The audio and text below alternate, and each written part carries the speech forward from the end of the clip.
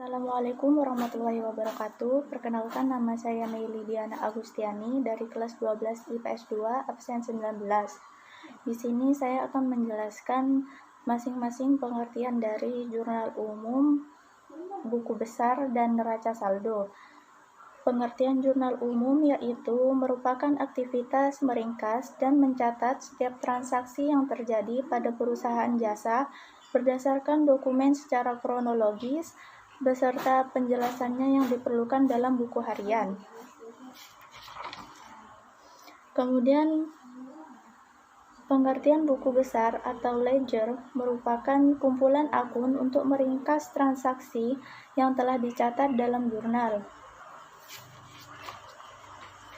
Pengertian neraca saldo atau trial balance merupakan kumpulan saldo dari akun di buku besar.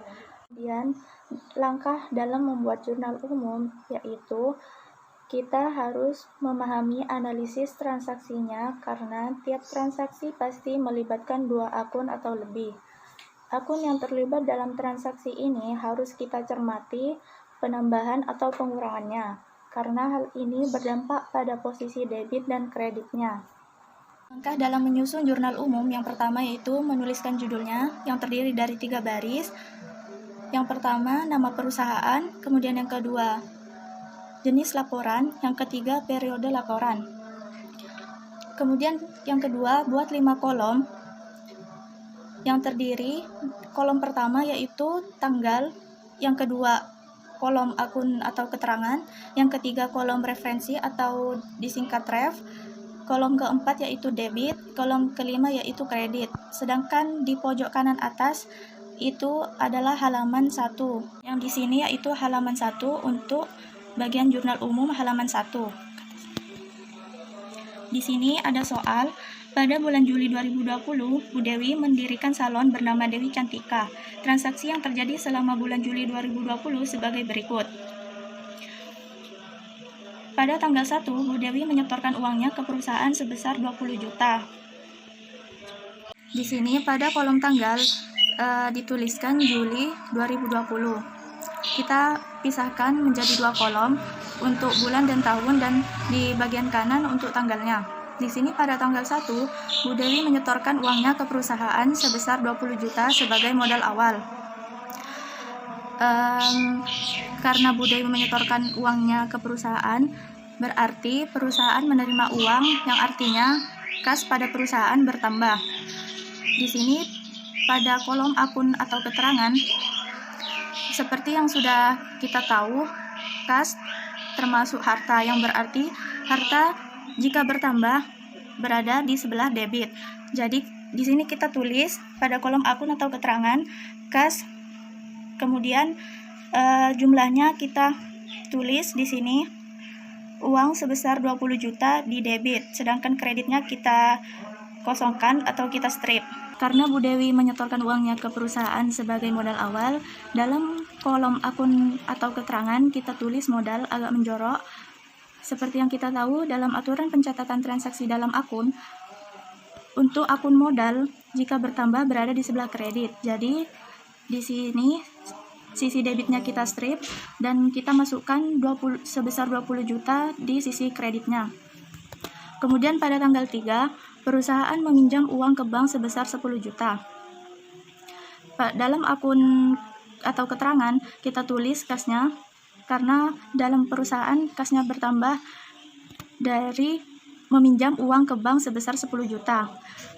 Seperti yang kita tahu, kas adalah harta, jadi jika harta bertambah berada di sisi debit, kita masukkan jumlah uang yang dipinjam ke bank di sisi debit yaitu 10 juta, sisi kredit strip. Kemudian karena perusahaan meminjam uang ke bank, jadi di sini kita tulis utang usaha dalam kolom akun atau keterangan. Dalam pencatatan transaksi dalam akun, utang jika bertambah berada di sisi kredit. Jadi kita masukkan dalam debit strip dan kita masukkan di kredit sebesar 10 juta. Kemudian pada tanggal 5, membeli perlengkapan salon seharga 4 juta secara tunai. Kemudian kita tuliskan di dalam kolom akun atau keterangan perlengkapan. Seperti yang kita tahu, perlengkapan masuk ke dalam akun harta yang berarti jika bertambah berada di sisi debit. Jadi kita masukkan jumlahnya ke dalam sisi debit yaitu sebesar 4 juta dan kreditnya di strip. Karena untuk membeli perlengkapan salon berarti kas pada perusahaan berkurang. Seperti yang kita tahu, kas adalah harta. Jika harta berkurang berarti berada di sisi kredit. Jadi di sini kita masukkan di sisi debit di strip, kemudian kita masukkan sebesar 4 juta di sisi kredit. Kemudian di sini pada tanggal 7, Bu Dewi mengambil uang kas untuk kepentingan pribadinya sebesar 2 juta. Pengambilan pribadi disebut prive. Kemudian kita tulis dalam kolom akun atau keterangan di sini prive. Karena prive-nya yang awalnya tidak ada, jadi bertambah, jadi kita masukkan ke sisi debit. Jadi di sini kita masukkan sebesar 2 juta di sisi kredit di strip. Karena pengambilan prive, jadi kas pada perusahaan berkurang. Karena kas berkurang, jika harta berkurang maka masuk ke dalam sisi kredit. Jadi di sini kita tulis kas agak menjorok, kemudian debit di strip, kemudian kita masukkan di sisi kredit sebesar 2 juta untuk pengambilan pribadi. Kemudian pada tanggal 9, Bu Dewi membayar gaji pegawai sebesar 2.500.000. Di dalam kolom akun atau keterangan, karena Bu Dewi harus membayar gaji pegawainya, jadi di sini kita tulis sebagai beban gaji. Beban gaji di dalam aturan pencatatan transaksi dalam akun, jika beban bertambah berarti masuk ke dalam sisi debit. Jadi di sini kita masukkan ke dalam sisi debit sebesar 2.500.000 di sisi kredit di strip. Karena Bu Dewi harus membayar gaji pegawainya, jadi kas pada perusahaannya juga berkurang. Di sini kita tulis kas agak menjorok, kemudian di sisi debit di strip, karena pada akun harta jika berkurang berada di sisi kredit. Jadi kita tulis di sini di sisi kredit sebesar 2.500.000. Kemudian pada tanggal 11, Bu Dewi menerima pendapatan salon sebesar 5 juta. Karena Bu Dewi menerima pendapatan, jadi kas pada perusahaan bertambah. Jadi jika kas bertambah, maka dalam pencatatan transaksi dalam akun, jika harta bertambah berada di sisi debit. Jadi di sini kita tulis kas, kemudian kita tulis di sisi debit sebesar 5 juta, di sisi kredit di strip. Nah, di sini Bu Dewi menerima pendapatan salon, jadi kita di dalam kolom akun atau keterangan kita tulis pendapatan jasa agak menjorok, karena dalam aturan pencatatan transaksi dalam akun, pendapatan jika bertambah berada di sisi kredit. Jadi kita tulis di sini debit di strip, kita masukkan pendapatan salonnya sebesar 5 juta. Pada tanggal 13 membeli peralatan salon seharga 5 juta, baru dibayar 1 juta. Jadi di sini di kolom akun atau keterangan kita tulis peralatan. Seperti yang kita tahu, peralatan termasuk ke dalam akun harta. Jika harta bertambah maka masuk ke dalam sisi debit. Jadi peralatan pada perusahaannya bertambah. Jadi kita tulis di sisi debit sebesar 5 juta, di sisi kredit di strip. Karena untuk membeli peralatan maka kas pada perusahaan tersebut berkurang. Karena kas adalah harta, jadi jika hartanya berkurang maka masuk ke dalam sisi kredit. Jadi di sini kita tulis sisi debit strip, di sisi kredit sebesar 1 juta. Di sini saya tulis 1 juta karena peralatan sebesar 5 juta baru dibayar 1 juta, sisanya termasuk ke dalam utang usaha. Seperti yang kita tahu, utang usaha di dalam aturan pencatatan transaksi dalam akun, jika utangnya bertambah maka masuk ke dalam sisi kredit. Jadi kita masukkan ke dalam sisi kredit. Di dalam sisi debit di strip, di sisi kreditnya sebesar 4 juta. Kemudian pada tanggal 15 mengembalikan sebagian pinjaman ke bank sebesar 3 juta. Karena mengembalikan atau membayar pinjaman ke bank, jadi di sini ditulis pada kolom akun atau keterangan ditulis utang usaha.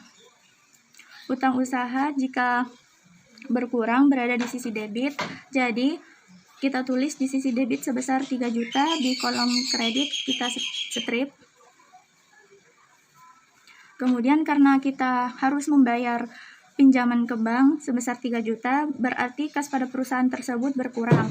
Karena kas adalah harta jika berkurang berada di sisi kredit.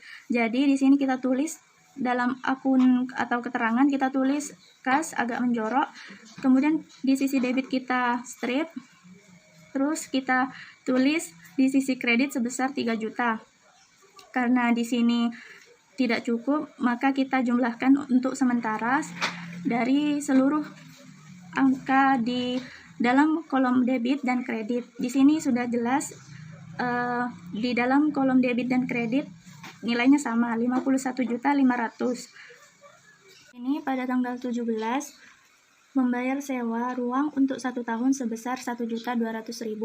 Karena harus membayar sewa ruang untuk 1 tahun, jadi di dalam kolom akun atau keterangan saya tulis sebagai beban sewa. Seperti yang kita tahu dalam aturan pencatatan transaksi dalam akun beban, jika beban bertambah maka berada di sisi debit. Jadi kita tulis di sisi debit sebesar 1.200.000, di sisi kredit kita strip. Kemudian karena harus membayar sewa ruang selama 1 tahun, jadi kas pada perusahaan Bu Dewi berkurang. Kas adalah harta, karena hartanya berkurang maka berada di sisi kredit. Jadi kita tulis kas agak menjorok dalam akun atau keterangan, kemudian di sisi debit kita strip, kemudian kita tulis di sisi kredit sebesar 1.200.000. Kemudian pada tanggal 19 menerima jasa rias pengantin seharga 10 juta tapi baru akan diterima minggu depan. Maka di sini saya tulis dalam kolom akun atau keterangan sebagai piutang. Karena menerima jasa rias pengantin seharga 10 juta tapi masih akan dibayar minggu depan. Jadi saya tulis piutang. Karena piutang masuk ke dalam akun harta, maka jika piutangnya bertambah maka berada di sisi debit. Jadi kita tulis di sisi debit sebesar 10 juta, di sisi kredit kita strip. Karena kita telah melakukan jasa rias pengantin, maka menerima pendapatan jasa. Jadi di sini kita tulis dalam kolom akun atau keterangan, tulis pendapatan jasa agak menjorok karena pendapatan jasa termasuk ke dalam akun pendapatan. Jika pendapatan jasa bertambah maka berada di sisi kredit. Jadi di sini kita tulis di sisi debit strip. Kemudian di sisi kredit kita tulis 10 juta. Pada tanggal 21, membayar biaya kebersihan dan keamanan sebesar 200.000. Karena harus membayar biaya kebersihan dan keamanan sebesar 200.000, maka di kolom akun atau keterangan saya tulis sebagai beban kebersihan dan keamanan. Karena pada akun beban, jika beban bertambah berada di sisi debit, maka di sini saya tulis pada sisi debit sebesar 200.000, di sisi kredit kita strip. Kemudian karena harus membayar beban kebersihan dan keamanan, maka kas pada perusahaan tersebut berkurang. Kas adalah harta, jika harta berkurang maka berada di sisi kredit. Jadi di sini kita tulis pada kolom akun atau keterangan kas agak menjorok, kemudian di sini kita tulis debit di strip dan ditulis pada kolom kredit sebesar 200.000.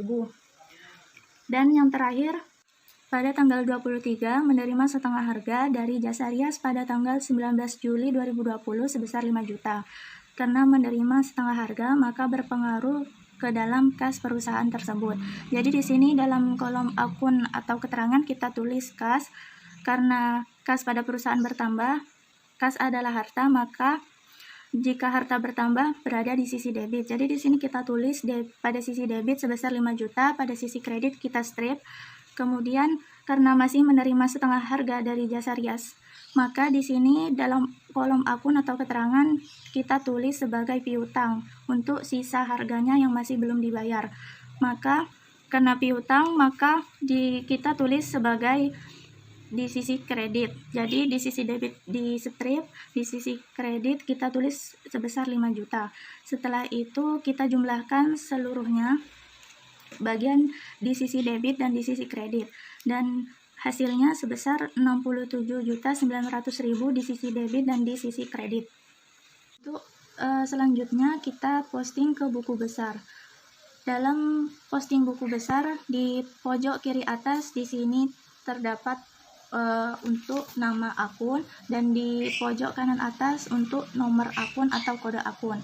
Untuk formatnya sama seperti jurnal umum, bedanya di sini hanya menambahkan kolom saldo normal, debit dan kreditnya. Untuk posting buku besar kas, kita tulis tanggalnya seperti tadi, Juli 2020 pada tanggal 1. Soal pertama tadi, pada tanggal 1 Bu Dewi menyetorkan uangnya ke perusahaan sebesar 20 juta. Di sini di posting buku besar pada kas kita tulis di keterangan sebagai setoran modal awal. Nah, di bagian kolom referensi ini kita peroleh dari jurnal umum halaman 1. Jadi di sini kita tulis JU01 karena menyetorkan uang ke perusahaan sebagai setoran modal awal. Jadi berada di sisi debit sebesar 20 juta, di sisi kredit di strip. Kemudian untuk saldo normalnya sama, tetap di sisi debit sebesar 20 juta. Nah, jadi ini hasil akhirnya dari memposting buku besar dari nama akun kas hingga posting buku besar sampai beban kebersihan dan keamanan. Setelah memposting semua buku besar dari nama akun kas sampai beban kebersihan dan keamanan, dari masing-masing kode akun, nama akun di posting buku besar kita masukkan ke dalam referensi. Jadi untuk kode akun kas kita masukkan ke dalam referensi, kode akunnya yaitu 111. Jadi untuk mengisi kolom referensi pada jurnal umum, kita harus memposting buku besar.